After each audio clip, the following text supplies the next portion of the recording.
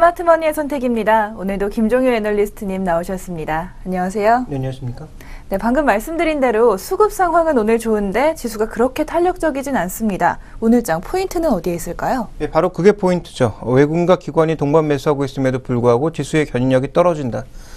이게 무슨 의미냐? 과거 같은 경우에는 뭐 금액에 상관없이 외국인 기관 동반 매수가 났을 때는 2시 이후에는 항상 상탄력이 강화되면서 뭐 많게는 뭐 1.5%, 적게도 0.7에서 1% 정도의 시장 견인이 이루어졌거든요. 근데 오늘은 외국인 기관의 동반 매수가 나타나고 있음에도 불구하고 시장의 상승폭은 거의 보합권에 머물고 있는 정도로 좀 제한적입니다. 물론 시간이 충분히 있기 때문에 남은 한 50분 동안 힘을 낼 수도 있겠습니다만 뭐 지금까지 진행되어 온 분위기를 본다면 그렇게 뭐 쉽게 오르진 못할 것 같아서 왜 이런 현상이 일어나는 거냐가 핵심이겠죠. 결국은 종목별, 업종별 엇갈림 때문에 그렇다. 지금 외국인들이 인덱스 전체를 사는 게 아니고요. 기관도 마찬가지죠. 그래서 개별 종목에 대한 이 수급의 엇갈림, 대표적으로 삼성전자와 SK하이닉스에 대해서 외국인은 적극적으로 차익 실현을 하고 있지만 또 기관은 사고 있는 모습이거든요. 그리고 그 밑에 다른 업종에 대해서도 외국인 기관의 동반 매수가 나타나는 업종이 오후 들어서 약간 확대되고 있는 듯 하나 장 초반에는 거의 대부분의 업종에서 외국인 기관의 시각이 엇갈렸단 말이죠.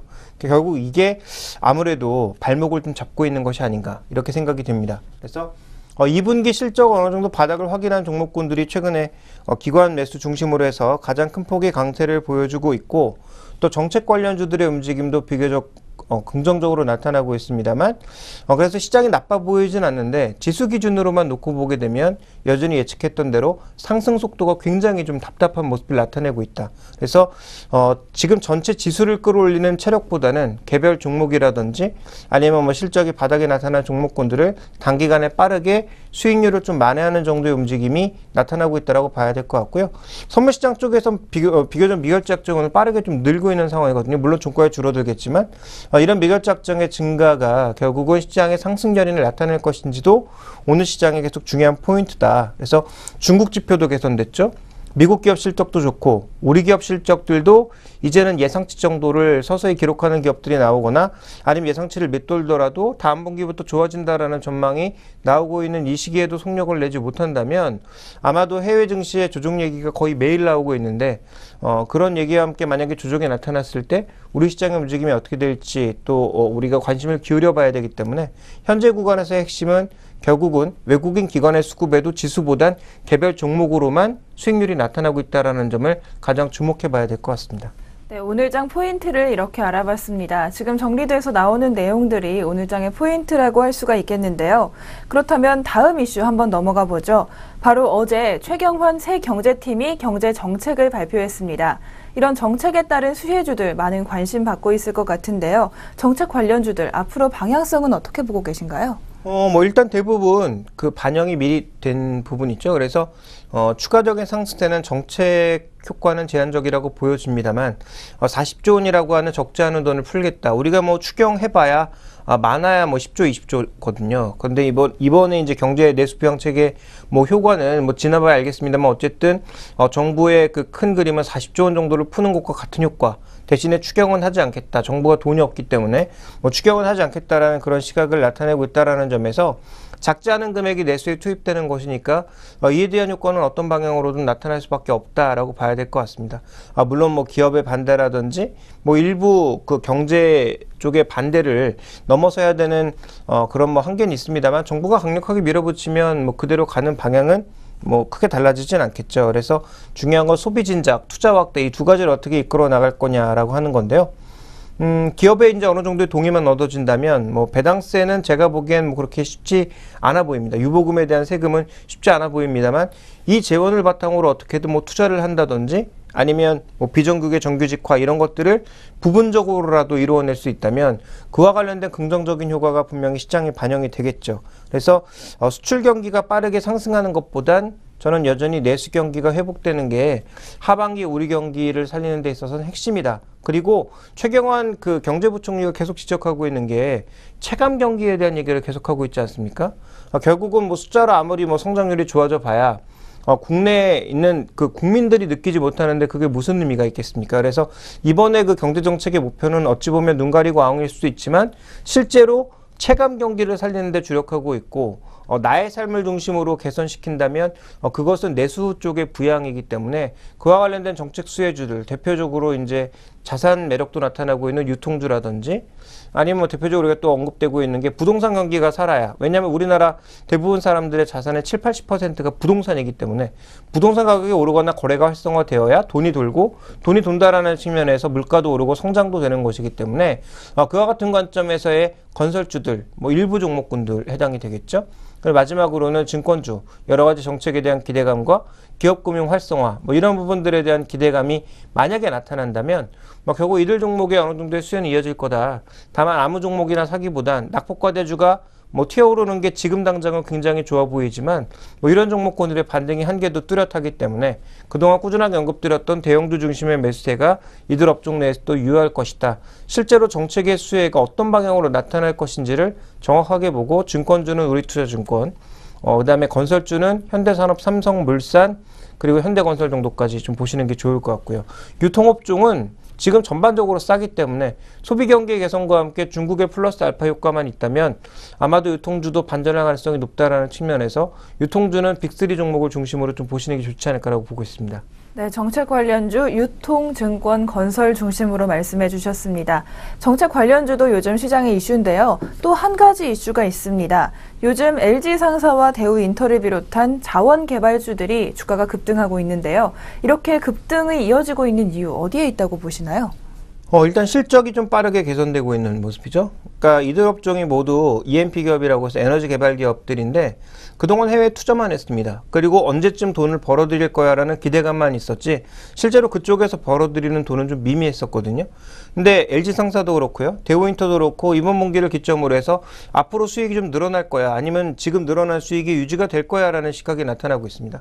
물론 LG상사는 일회성 비용 때문에 적자를 기록했지만 매출과 영업이익이 증가하는 모습을 나타냈거든요. 그러니까 주가가 비교적 견조한 모습을 보일 수 있는 거고요. 대우인터도 마찬가지입니다. 그동안 미얀마 가스전 누구나 다 알고 있는 사실이죠. 증권 투자하시는 분들이라면 대우인터의 미얀마 가스전 얘기를 모른다면 거의 간첩이라고 할 정도로 많이 알려진 얘기입니다. 그런데 지금 실제로 돈이 들어오고 있고 앞으로도 돈이 꾸준하게 들어올 거라는 거죠. 향후 적어도 몇 년간은 꾸준하게 돈이 들어올 것이라는 점에 주목을 해봐야 될 것 같습니다. 그러니까 우리가 흔히 주가를 예측을 할 때 여러 가지 방법을 쓰지만 현금 할인법이라고 해서 앞으로 들어올 수익을 모두 계산을 해서 그거를 현재 가치로 할인을 해서 그것을 이제 적정 주가로 계산하는 방법도 있죠. 뭐 DCF 방법이라고 하는데요. 이런 현금 할인법으로 생각해 봤을 때 꾸준하게 분기별로 몇백억씩 들어오는 그 현금을 현재 가치화했을 때 대우인터가 과연 주가가 비싸냐. 그리고 대우인터의 무역의 주력이 지금 철강산업인데 철강산업도 바닥을 찍는 거 아니냐라는 시각이 나타나고 있는 만큼 그에 대한 긍정적인 반응은 조금 더 이어질 수 있다고 봐야 될 것 같습니다. 다만 중요한 건 뭐냐면 우리가 현재 가치 할인법을 쓴다고 하더라도 미래에 늘어나는 현금이 추가적으로 늘지 않고 계속 일정 금액만 들어오게 되면 이건 영구채거든요. 그러니까 우리가 일정 금액의 이자를 계속 받는 영구채권과 같은 겁니다. 그럼 영구채의 가격은 시장의 수급에 따라서 등락이 있을 수 있지만 일정하겠죠. 그러면 그걸 깨기 위해서 뭐가 필요하냐? 성장 동력이 필요하다는 거죠. 그러니까 너 이미 한 달에 분기별 500억씩 벌어들이는 건 알고 있으니까 그 이상의 플러스 알파가 있으면 주가가 더 올라갈 수 있고, 플러스 알파가 없다면 박스권에 묶이거나 수급에 따라서 변동성이 커질 수밖에 없는 거죠. 다만 적정 가치선을 중심으로 등락이 심해지겠죠. 그래서 지금 대우인터, LG상사 이런 종목군들의 핵심은 뭐냐면 이제 다 앞으로 개발한 광고에서 돈이 회수되어 들어온다 라는 것은 긍정적이고, 그에 대한 가치를 주가에 반영하는 과정에서 단계적인 반등은 더 나타날 수 있다. 문제는 플러스 알파가 과연 있느냐 없느냐인데, 대우인터는 조금 전에 말씀드렸던 대로 철광시황과 관련된 긍정적인 요소가 나타날 것이냐, LG상사는 여전히 LG그룹의 무역업을 담당을 하고 있거든요. 그래서 LG그룹의 수출 물량이 늘어나면서 전반적으로 지금 IT 쪽이라든지 아니면 관련되어 있는 지금 LG상사가 관여하고 있는 여러 가지 1차 상품에 관련된 물동량이 증가하면서 실제로 실적이 더 좋아질 수 있는지 여부가 확인이 돼야 될 것 같고요. SK이노베이션은 다른 두 종목과는 달리 내년부터 회수기입니다. 그래서 내년 회수기가 나타나기 이전에 기존의 정유업, 화학업, 종합화학업, 화학업 이런 쪽에서 과연 의미 있는 수익의 반전을 나타낼 것이냐. SK이노베이션도 오늘 적자를 냈거든요. 2분기에 결국은 S-오일과 마찬가지로. 그래서 이런 관점으로 놓고 봤을 때 향후 E&P 기업들의 미래는 밝아 보이지만 밝은 미래만 가지고 주가가 계속 오를 수는 없다라는 거죠. 그래서 제가 얘기한 플러스 알파가 나타난다면 이들 종목은 비교적 탄력적인 반등을, 만약에 플러스 알파가 없다면 적정 가치를 중심으로 해서 등락이 연출되는 모습을 보일 가능성이 높다. 단기적으로는 좀 트레이딩 쪽에 가깝지 않나라고 보고 있습니다. 네, 자원개발주 반등을 하고 있는데 이런 이유들이었고요. 또 앞으로는 트레이딩 계속해서 이어나가는 그런 전략이 필요할 것 같습니다. 다음으로 개별 테마주들 한번 분석해 보겠습니다. 요즘 시장에서 테마주로 분석이 되고 있는 것, 크게 영화 관련주와 모바일 게임주가 있는데요. 이런 종목들 어떻게 보고 계신가요? 그 영화 관련주는 우리가 짧게 보면 뭐 별로 그렇게 매력적인 종목이 많이 보이지 않습니다. 뭐 지금 뭐 군도 나왔다, 뭐 어떤 영화 또 나온다, 뭐 이렇게 줄줄이 지금 대기하고 있지 않습니까? 뭐 여름 시즌이다 보니까 뭐 방학 시즌과 겹쳐서 여름 대작들이 줄줄이 대기하고 있으니까 뭐 배급하는 회사들, 그다음에 영화에 투자하는 회사들이 당연히 관심을 받을 수 있겠죠. 근데 저는 이런 시즈널적인 얘기 말고 좀 더 본질적인 얘기를 해보면 그 작년, 재작년에 영화계 쪽에서는 최대 이슈가 뭐였냐면 CJCGV 같은 그런 대형 배급사들, 또 그 쇼박스 같은 그런 대형 배급사들을 제치고 1위로 등극한 뉴라고 하는 회사, 넥스트 엔터테인먼트를 굉장히 주목을 하고 있습니다. 뭐 잘 아시는 7번 방의 선물 같은 것들을 투자 배급을 했고요. 그러다 보니까 작년 실적, 올해 실적 굉장히 기대받고 있는 기업이고요. 그러다 보니 이제 자연스럽게 상장 얘기가 나와서 우리투자증권을 상장의 그 주관사로 선정을 했거든요. 그러면 이게 이제 상장된다라는 얘기는 뭐냐 하면 결국은 지금 그동안 상장되어 있는 기업이 CJCGV와 그 다음에 미디어 플렉스 정도였는데 또 하나가 더 들어온다라는 거죠. 그러니까 결국은 이 판이 돈이 된다라는 거고요. 한류 콘텐츠가 확대가 되면서 영화 이제 큰 판을 놓고 보게 되면 뭐 우리나라가 할리우드 정도 뭐 이렇게 되진 뭐 절대 그럴 일은 없겠지만 한류 콘텐츠의 확대와 맞물려서 영화에 대한 투자 배급이 앞으로 더 돈이 되는 사업으로 확대가 될 가능성이 있다. 좀 이렇게 봐야 될 것 같습니다.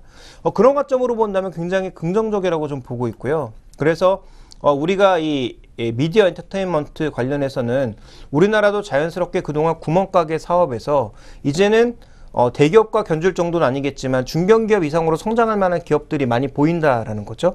그런 관점의 장기 관점이라면 투자가 가능하다. 그리고 우리나라도 지금 추가적으로 더 키울 게 이런 거 말고 없습니다. 제조업의 경쟁력 더 높여봐야 지금 인건비가 지금 다른 국가와 경쟁력이 안 되기 때문에 실제로 제조업이 추가적으로 성장하는 데는 한계가 있죠. 그래서 제조업 쪽에서는 뭐 소재라든지 아니면 굉장히 고부가가치 산업으로 우리가 좀 능력을 높여나가야 될 것 같고요.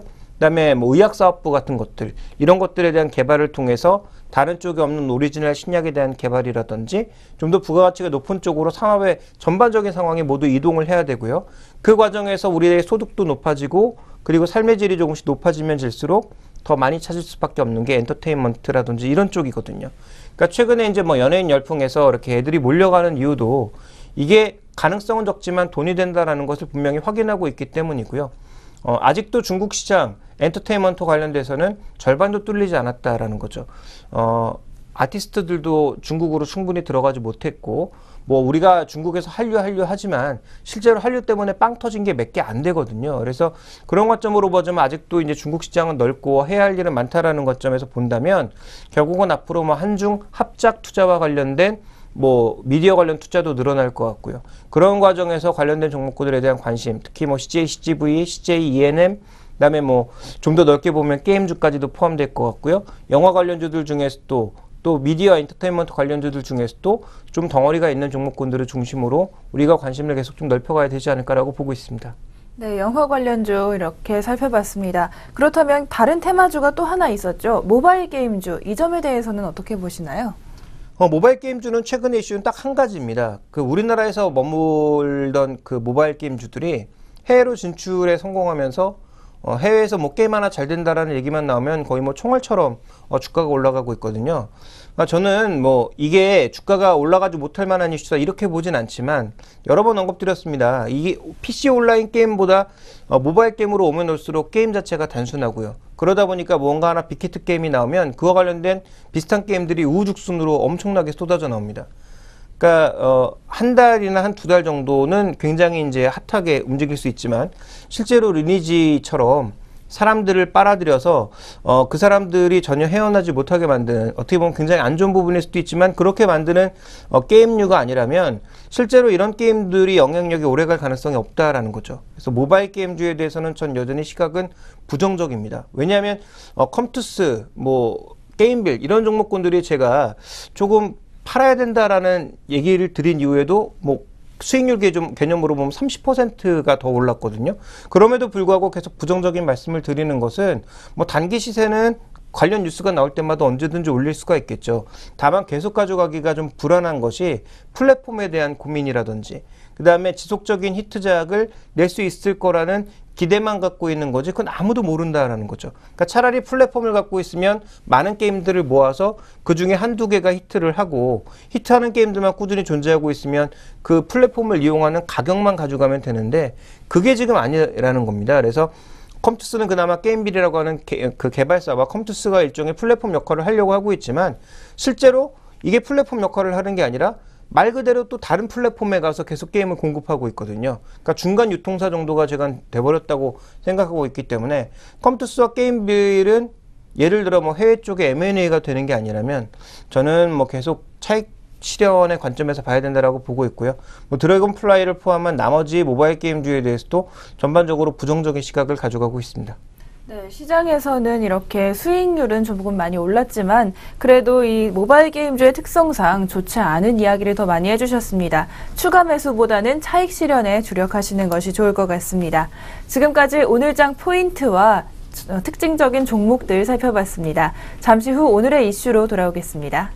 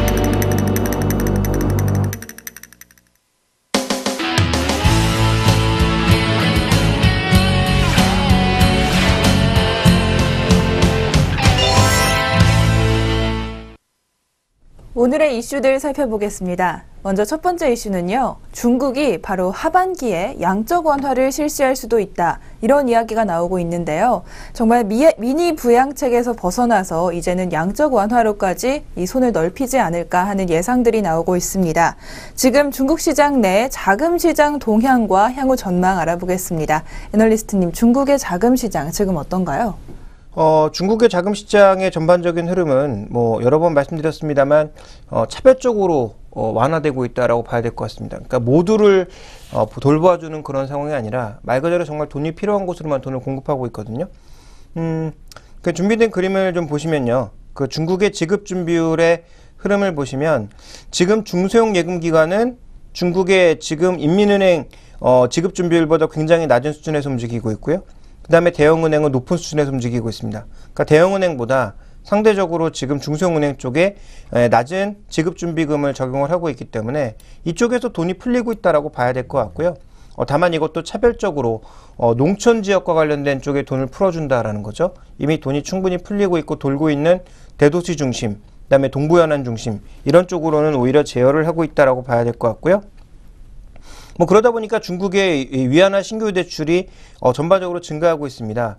뭐 가계보다는 비금융업, 제조업을 중심으로 좀 증가하고 있는 모습이 나타나고 있다는 점을 특징적으로 좀 봐야 될 것 같고요. 또 하나 은행 간 채권 거래도 활발해지고 있거든요. 이거 무슨 얘기냐면 은행권 내에서도 돈이 빠르게 돌고 있다는 거죠. 그러니까 은행이 은행채를 발행하거나 아니면 뭐 국채를 사고 파는 뭐 그런 거래가 활발해지고 있다라고 좀 봐야 될 것 같고 이런 거래가 나타나고 있는 것은 그만큼 중국의 자금 시장이 과거 대비해서 뭔가 활발하게 움직이고 있다. 이렇게 좀 봐야 될 것 같고요. 그 다음에 이제 신규 대출 아까 증가 부분을 말씀드렸는데 이 신규 대출에는 상당 부분 아직도 그림자 금융이 끼어 있습니다. 그리고 과거부터 쌓여왔던 그림자 금융이 이제부터 만기가 돌아온다라는 거죠. 3분기 이후부터. 그래서 계속적으로 이 그림자 금융과 관련된 만기가 돌아올 것이기 때문에 중국은 계속 돈을 풀 수밖에 없다. 왜냐하면 이 만기를 제대로 막아내지 못하면 결국은 문제가 커질 수 있거든요. 그래서 제가 여러 번 말씀드렸지만 중국은 정부의 통제 내에 있다면 아무리 밖에서 뭐 나쁘다 좋다 떠들어봐야 아무 소용이 없다라고 언급을 드렸는데 이 얘기는 역으로 뒤집으면 정부가 통제를 못하면 결국은 밖에서 아무리 좋다고 얘기해봐야 한순간에 망가질 수도 있는 거죠. 그래서 아직까지는 좀 통제 내에 있는 상황이고 그래서 얼마 전에 중국의 건설기업이 부도를 낸 상황이었거든요. 근데 이게 소리 소문 없이 부도를 막아버렸습니다. 그래서 외신에서 이게 왜 그런가를 뭐 제시한 기사를 제가 어저께인가 그저께 봤는데 결국 중국 정부가 개입했을 거라는 거죠. 중국 정부나 지방 정부가 개입해서 은행권을 통해서 돈을 찔러줬을 거다. 그래서 결국은 이자도 못 막겠다. 원금이 아니라 이자도 못 막겠다고 들어누웠던 기업이 다시 슬그머니 돈을 갚고 영업활동을 다시 하고 있다라는 거죠. 그런 관점에서 지금 뭐 중국 그 자금 시장은 표면적으로는 돈을 이렇게 좀 옥죄는 듯한 모습을 나타내고 있고 일부 지역에만 돈을 풀어주는 듯 하지만 실제로 망가지기 일부 직전의 것은 뭐 다른 방법을 통해서도 계속 보호해주는 그런 양상이 나타나고 있습니다. 그러다 보니까 이제 중국의 사회 총융자라고 하는 것이 꾸준하게 좀 증가하고 있는 국면이죠. 준비된 그림을 보시면 최근에 돈을 그렇게 많이 풀어주는 것이 아님에도 불구하고 2014년 들어서 오히려 금액들이 더 늘어나는 그런 모습을 나타내고 있고요. 자, 인민은행은 RP를 통해서 공개시장 조작, 즉 환매조건부 채권을 발행했다가 다시 걷어들이는 방향으로 해서 시장의 자금을 2014년 들어서는 전반적으로 공급하고 있습니다. 그래서 이런 공급의 방향은 PSL이라고 하는 새로운 그런 프로그램을 통해서도 많이 공급이 되고 있는 상황이다 보니까 중국의 자금 공급은 제가 보기에는 뭐 충분하지 않나. 그리고 하반기에도 굉장히 어려운 산업, 어려운 기업, 어려운 지역을 중심으로는 꾸준하게 공급될 가능성이 높다. 다만 다시 경기에 과열을 불러일으킬 수 있는 전면적인 금리 인하라든지 이런 정책은 쓰지 않을 가능성이 높고요. 그리고 중국이 빠르면 뭐 내년 정도에는 금리 자유화를 실시할 가능성이 높거든요.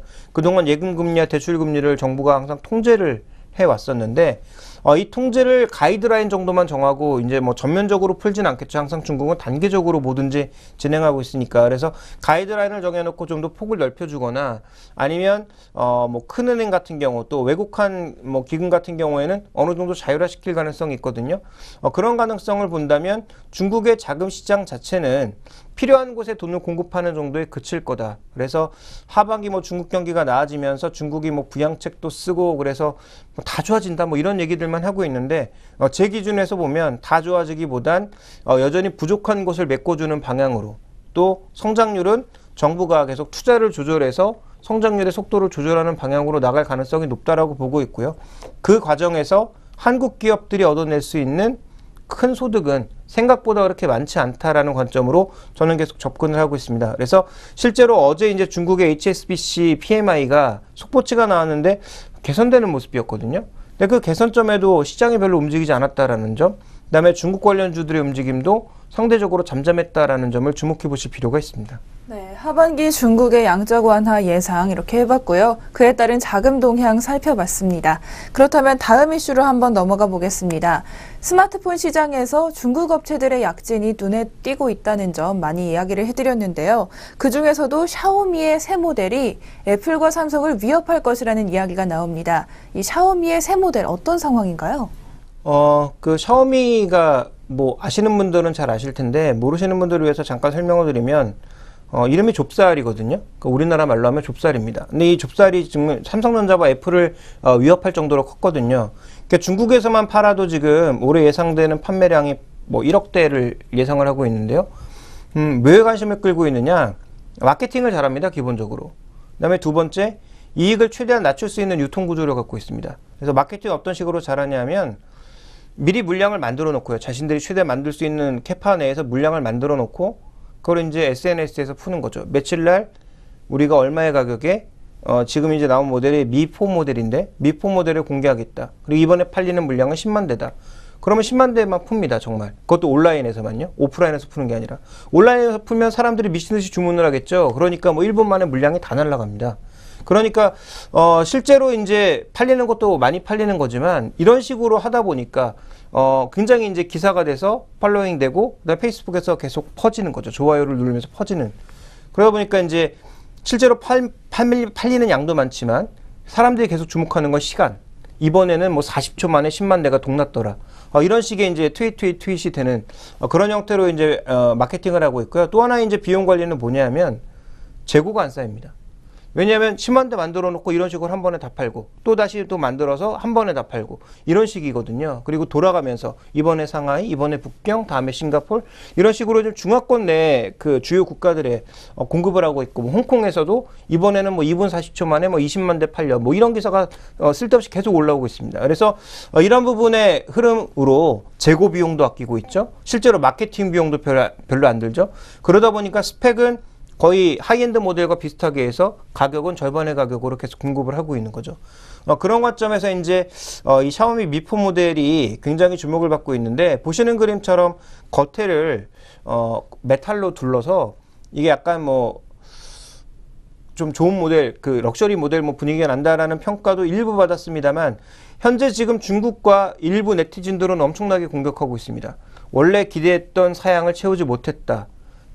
더 이상 이제 샤오미도 혁신이 없다. 그다음 외국 쪽에서는 애플의 짝퉁이 너무 심하다. 뭐 이런 식으로 엄청나게 공격을 하고 있거든요. 그럼에도 불구하고 딱 열기만 하면 많이 팔린다라는 거죠.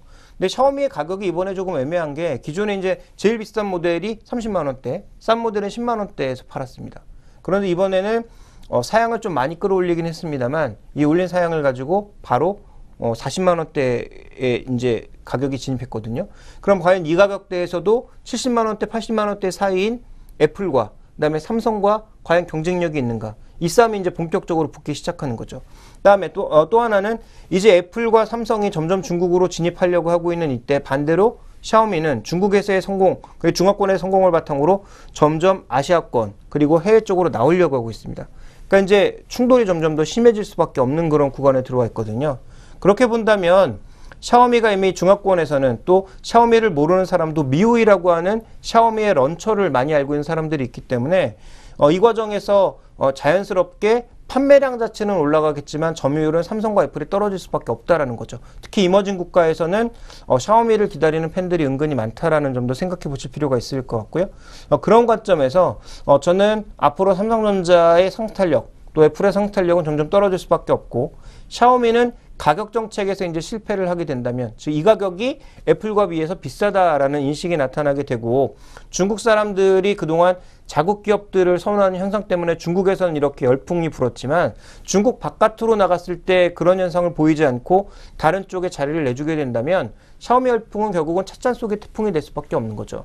그러니까 이와 같은 과정들을 확인하는 과정에서 약간의 변동성이 커질 수 있다. 그래서 샤오미도 마찬가지, 삼성과 애플도 마찬가지라고 보여지고 있기 때문에 치열해지는 경쟁에 포커스를 맞춘다면 제가 보기에는 이 IT 쪽에 있어서 스마트폰과 관련되는 기업들에 대한 기대감은 저는 아이폰 빼고는 잠시 조금 낮춰놓는 게 좋겠다라고 보고 있습니다. 네, 스마트폰 업계 경쟁이 치열해지면서 많은 기업들이 이렇게 경쟁 속으로 뛰어들고 있습니다.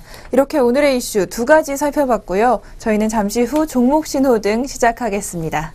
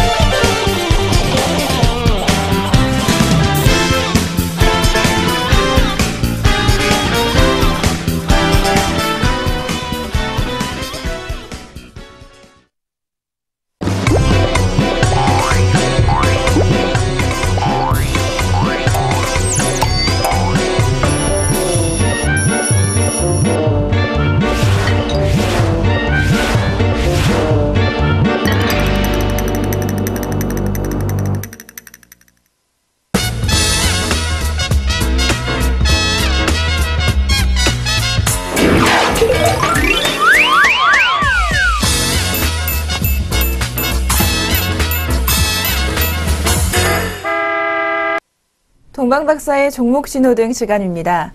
종목에 대한 고민 있으시다면 저희 리치맵 홈페이지에 그 고민 올려주시기 바랍니다. 그럼 바로 이 시간에 동방박사 최병훈 전문가님께서 종목에 대한 상담과 함께 신호등을 켜주실 겁니다. 오늘도 동방박사 최병훈 전문가님 연결하겠습니다. 전문가님 안녕하세요. 네, 안녕하십니까. 동방박사 최병훈 전문가입니다. 네, 오늘도 좋은 말씀 부탁드리겠고요. 첫 번째 종목부터 질문 드리겠습니다. 시청자분께서 현대제철을요, 오늘 75,000원, 비중 30% 매수하셨다고 합니다. 실적이 좋다는 이야기를 들으시고 8만 원대까지 들고 가려고 생각 중이신데요. 이 생각이 맞는 것인지 궁금하다고 하시네요. 현대제철 어떻게 보시나요? 네, 현대제철과 포스코가 오늘 또 강한 모습을 보이고 있습니다. 그래서 현대제철하고 포스코는 업황이 개선세이기 때문에 일단은 8만 원대까지 한번 진입하지 않을까. 지난번에 고점이 7월 4일 날 76,000원 갔었는데요. 그래서 이번에는 한 8만 원대까지 조봉상으로 이제 시작하고 있기 때문에 충분히 갈 수 있을 것이다. 그래서 이 매물대가 8만 2, 3천 원인데요. 끝까지 한번 가지 않겠나. 그래서 전체적인 물론 시장이 좋아야만 가겠죠. 자, 그래서 한번 이제 바닥권에서 주봉상으로 보면 이제 바닥권에서 시작하고 있습니다. 여기서 지난번 갖다 조정받고 다시 가죠. 그럼 여기가 매수인데요. 지금 일단 어느 정도 8만 원 내일까지 일단 한번 돌파 시도를 하지 않겠나 이렇게 보이고요. 특히 오늘 정도 센 게 오늘 이제 실적이 나올 건데요. 실적이 한번 괜찮게 나올 거로 보이고요. 전반적으로 월봉도 보면 바닥에서 턴하고 있다. 아직은 위에 매물이 많죠. 월봉상 보시면 78,000부터 82,000원, 85,000 사이에 여기 매물이 상당히 많습니다. 그죠? 그래서 이 매물을 돌파하기 위해서는 확실한 실적을 보여줘야 되고 실적이 아주 좋아야 되고요. 우상향하면서 업황도 개선돼야 됩니다. 그리고 전체 시장 자체가 지수가 2,780 이상 전고점도 뚫고 올라가는 그런 구조가 돼야 되지 않겠나 그렇게 말씀드리고요. 투자 포인트를 한번 보고 넘어가겠습니다. 자, 투자 포인트를 보게 되면 철강 수요는 아직 부진은 좀 하지만 좀 회복될 거로 기대를 하고 있습니다. 왜냐하면 경기 회복 기대, 국내 내수 확대라든지 중국의 PMI 제조업 지표도 잘 나오면서 중국도 경기 회복에 대한 기대도 있고요. 그래서 전반적으로 그렇게 하면서 원재료 가격이 하락 안정세에 있기 때문에 그에 대한 실제 마진폭이 있는 거고요. 특히 이제 전기료 업체는 실적 개선이 쉽지 않은데 전기료 인상 때문에. 그런데 이 고로 업체들 포스코나 현대제철은 지금 4분기 동안 거의 실적이 개선되고 있는 거고요. 그래서 하반기도 개선이 예상이 되기 때문에 업황 바닥을 하긴 했다 이렇게 보면 되고요. 그래서 향후에도 하반기 실적 개선이 지속될 것이라 보여집니다. 그리고 특히 현대제처럼 현대하이스코에서 냉연 강판 부분, 냉연 사업을 인수해서 거기서 판재 부분, 자동차 관련된 강판이 매출하고 이익 비중이 안정적으로 있기 때문에 안정적인 수익 구조를 낼 수가 있습니다. 물론 하반기에 가격 협상에서 현대차랑 가격 협상에서 판재 부분에 내려갈 수도 있겠지만 그건 지난번에 한 반영된 것 같고요. 그렇게 내려가진 않을 거로 보이고요. 그 다음에 올해 예상 실적으로 봤을 때는 PER 11배, PBR 0.6배, 자산가치로는 저평가도 있고요. 그 다음에 ROE 6.0%, OPM이 7.5% 정도 되니까 어느 정도 포스코는 8% 정도 되거든. OPM이 7.5%니까 경제 성장이 한 2배 정도 되고 영업 마진으로서는 괜찮은 구조입니다. 아직까지는. 그래서 차트로 보고 목표가를 잡아드리면 목표가는 좀 더 중계적인 관점에서 시장이 좋아지고 있기 때문에 다시 가일권을 갔을 때 어느 정도 상승하겠다. 그래서 목표가를 여기가 85,000 정도 됩니다. 그죠? 그래서 여기 85,000 정도까지 좀 중기적으로 보고 들고 가도 되고요. 이분은 중기적으로 보고 사셨다니까 천천히 이익 난 상태에서 들고 가시면 될 것 같고요. 그 다음에 손절가는 반드시 지켜주시라. 여기가 7만 원입니다. 그래서 7만 원 정도 손절가를 제시해 드리도록 하겠습니다.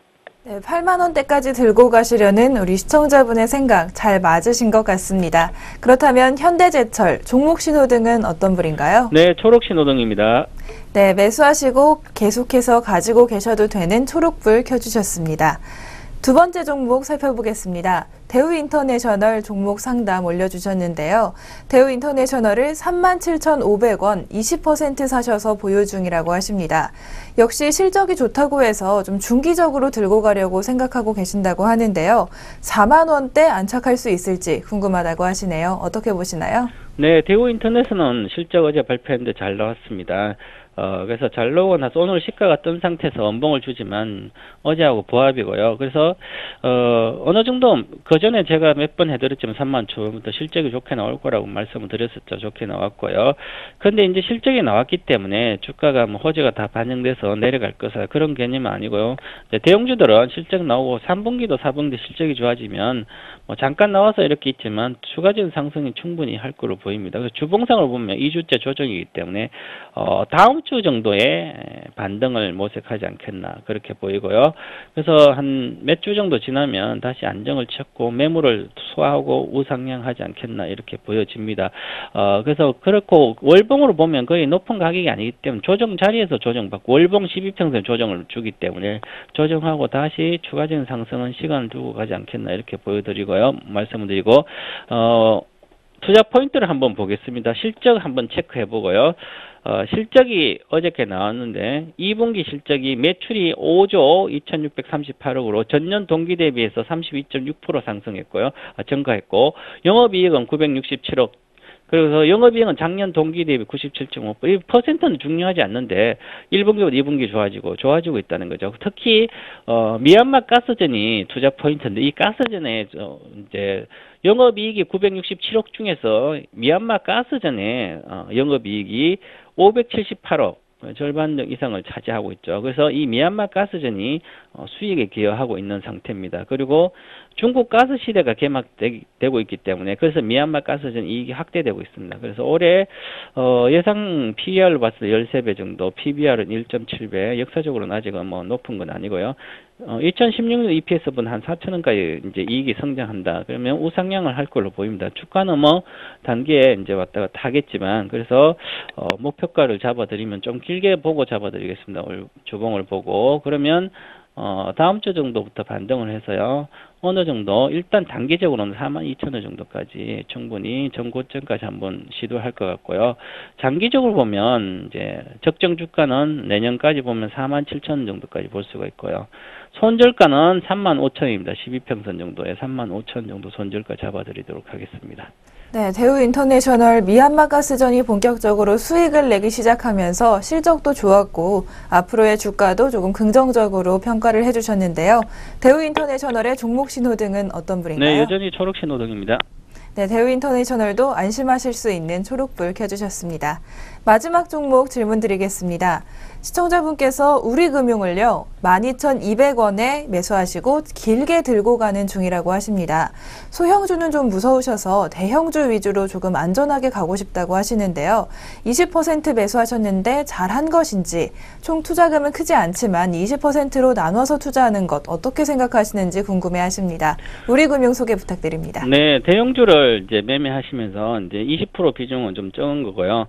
안전하게 하기는 좋은데 중소형주를 이제 겁나서 대형주를 하게 되면 비중을 높여야만 수익이 그렇게 크지 않기 때문에 비중을 좀 높여야 돼요. 기본 30%는 매매를 하셔야 될 것 같고요. 투자금이 크지 않으면 그래야만 이제 이익에 대한 눈에 보이는 이익이 발생할 수가 있죠. 그리고 이 우리금융은 12,000원 초반에 샀으면 안전한 가격대이기 때문에 많이 실어도 되고 어느 정도 13,000원대 오면 또 다시 뭐 한 10% 이익 실현하고 이런 구조로 가시면 될 것 같습니다. 그래서 한번 차트를 보시면 오늘 이제 급등하고 있죠. 오늘 은행주와 정권주, 금융주가 급등하고 있습니다. 그래서 업황 개선이 되는 게 금융주, 이제 철강이라든지 건설 쪽 경기 회복 기대감이라든지 그래서 좋은 구조고요. 계속하고 있다 지금은. 그래서 아직까지는 월봉상으로 보면 우리 금융도 바닥권에 놓여 있죠. 박스권 수렴했다가 상승 진행을 한다. 그래서 중요한 것은 13,500원이다. 그래서 13,500원 저기서 매물이 많죠. 14,000원부터. 그래서 13,500원까지만 보고 거기 가서 이익을 실현하면 되지 않겠나 그렇게 보이고요. 물론 이제 주식은 하다가 본인이 상각이 있기 때문에 12,000원 정도는 반드시 유지해야 된다. 그래서 이 중심선 62평선 정도는 안 깨고 다시 조정받더라도 해야 된다. 그래서 12,000원 정도 초반 정도를 이제 손절가로 제시해 드리고요. 금융주는 그냥 실적도 개선되고 있고요. 전반적으로 괜찮기 때문에. 그런데 경기 회복이라든지 여러 가지 금리 인하에 대한 이런 것은 뭐 호재는 아니고요. 큰 악재도 아니고 그렇습니다. 그래서 중립적인 입장이기 때문에 기술적인 매매를 보시고 하시면 될 것 같습니다. 그래서 목표가 13,500원, 손절가 12,000원 이렇게 제시해 드리도록 하겠습니다. 네, 비중은 20%보다 조금 더 높일 것을 추천해 주셨고요. 앞으로 조금 기술적인 매매 동반하셔야 될 것 같습니다. 그렇다면 우리금융의 종목 신호등은 어떤 불인가요? 네, 아직은 초록 신호등 계속 하셔도 될 것 같습니다. 네, 지금 주가에서는 초록 신호등 켜주셨습니다. 이렇게 우리금융까지 세 가지 종목 오늘 모두 초록불이 나왔습니다. 오늘도 좋은 말씀해 주신 동방박사 최병훈 전문가님 고맙습니다. 네, 감사합니다. 지금까지 동방박사의 종목 신호등 시간이었습니다.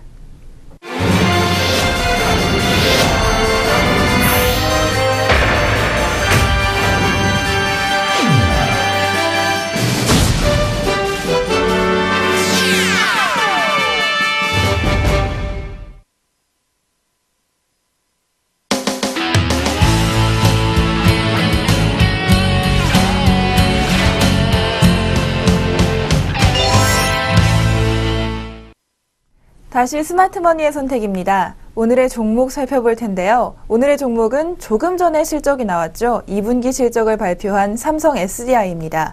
우선 2분기 실적부터 살펴보겠습니다. 애널리스트님, 삼성 SDI의 2분기 실적 어떤 상황인가요? 부진했습니다. 뭐 시장의 컨센서스를 크게 하회하는 모습입니다. 여전히 이제 그 삼성전자 갤럭시 시리즈의 판매 부진 때문에 지금 삼성 SDI가 글로벌 그 2차 전지 시장에서 1등을 하고 있는 이유는 소형 전지 시장에서 워낙 강하기 때문이거든요. 삼성전자가 워낙 많은 물량들을 파니까 그 물량을 생산해내고 있는 삼성 SDI가 판매량이 많은 거였는데, 갤럭시 시리즈가 주춤하면서 대부분의 증권사가 예상했던 소형전지 판매량이 모두 예상치를 하회했고요. 대형전지는 그나마 선방을 했고, 그 다음에 제일모직 같은 경우에도 이번 분기까지 실적을 따로 발표하고 다음 분기부터 이제 실적을 합쳐서 발표하게 되는데요. 제일모직의 실적도 뭐 시장의 예상치 정도를 간신히 채우는 정도. 그러다 보니까 시장의 예상치를 크게 밑도는 실적을 발표하면서 삼성 SDI 2분기 실적은 굉장히 실망스러웠다. 그런데도 이제 시장에서 기대를 갖고 있는 건 3분기부터는 조금이라도 나아지지 않겠냐라는 기대감에 대해서는 여전히 조금 관심이 많은 것 같습니다. 네, 일단 시장의 컨센서스는 굉장히 큰 폭으로 하회했다고 말씀을 해주셨는데요. 실적 회복을 좀 기대해 볼 만하지 않을까 하는 또 기대도 남아 있는 것 같습니다. 7월 1일부로 또 3분기 시작일이죠. 이날부로 제일모직과 삼성 SDI의 합병 기준일이 되는데요. 제일모직과 합병에 따른 그 시너지와 사업부별 전망 어떻게 보고 계신가요?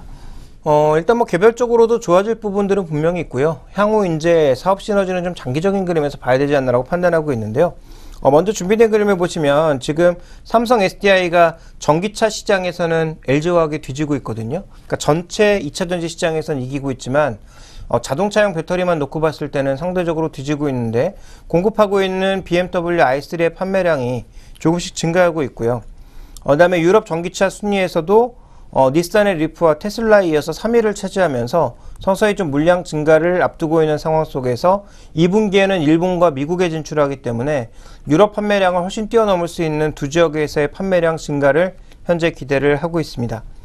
물론 그 i3 저도 뭐 직접 보지도 못했고 타보지도 못했습니다만 그 기자들의 시승기를 한번 좀 살펴보게 되면 뭐 굉장히 좋다라는 그런 얘기는 많이 나오고 있습니다. 다만 아직까지 전기차에 한계가 많은 만큼 뭐 내일 당장부터 판매량이 폭증하는 것은 아니지만 이렇게 지역을 넓혀 나가면서 판매량이 증가했을 때, 또 i3가 특별하게 배터리 내에서 문제가 생기지 않는다면 다른 차종에도 실릴 가능성이 높다라는 점에서 삼성 SDI의 대형 전지는 조금씩 이제 좋아진다라고 봐야 될 것 같고요. 실제로 2차 전지 자동차 시장 점유율도 조금씩 끌어올려지고 있는 상황입니다. 그래서 1위 업체가 최근에 줄어들고 있고 1위를 LG 그 화학이 차지하고 있는 가운데 빠르게 또 올라가고 있는 3위가 지금 삼성 SDI라는 거죠. 그래서 이런 부분들을 잘 살펴보실 필요가 있겠고요. 그 다음에 ESS 시장, 즉 에너지 저장장치 시장이 2015년부터 본격적으로 개화되기 때문에 이와 관련된 물량들을 만들어내는 하반기에는 대형전지 쪽의 시장이 좋아질 수밖에 없다라는 점을 시장에서는 주목을 하고 있습니다. 그 다음에 이제 그 평광판인데요. 이것은 이제 제일모직이 만드는 물질인데, 이 평광판 같은 경우에는 앞으로 이제 점점 확대될 거다라고 보고 있거든요. 뭐 관련되어 있는 디바이스들이 점점 많아지니까요. 그러니까 평광판이 적용되는 태블릿, 그다음에 뭐 조금 소형 기기들, 웨어러블 기기들, 거기에다가 이제 뭐 여러 가지 기기들이 나오고 있는 상황이기 때문에 평광판이 늘 건데, 지금 점유율을 보시면 제일모직의 점유율이 그렇게 생각보다 높지가 않습니다. 굉장히 낮은 수준이거든요. 그래서 8% 내외를 차지하고 있는데, 삼성전자 내에서의 평광판 점유율을 또 살펴보니까 제일모직 비율이 굉장히 낮고 일본 업체들 비율이 굉장히 높습니다. 그러니까 삼성 쪽에서 추가적으로 이익률을 높이는 과정, 또 부품이나 소재를 내재화하는 과정에서 제일모직 사업부의 역할이 커질 가능성이 있기 때문에 이와 관련돼서 긍정적인 시각을 현재 가지고 있고요. 또 증설도 하고 있습니다. 그러니까 증설에 따른 추가적인 점유율의 증가가 나타날 가능성이 있다고 봐야 될 것 같고요. 그 다음에 이제 삼성 디스플레이가 향후 OLED의 캐파를 점점 늘릴 것으로 예상이 되고 있습니다. 그러니까 준비된 그림을 보시면 2015년도, 2016년도까지 조금씩 늘리다가 2017년 정도가 되면 뭐 TV를 비롯한 대부분의 디스플레이에서 OLED가 많이 적용될 것으로 예상이 되고 있는데요. 그러다 보면 OLED 소재가 성장할 수밖에 없고, OLED 소재를 만들어내고 있는 삼성 디스플레이의 지분이익을 받는 삼성 SDI, 그다음에 OLED 소재를 직접 만들고 있는 제일모직, 이런 것들이 복합적으로 수혜를 받을 수 있다라는 거죠.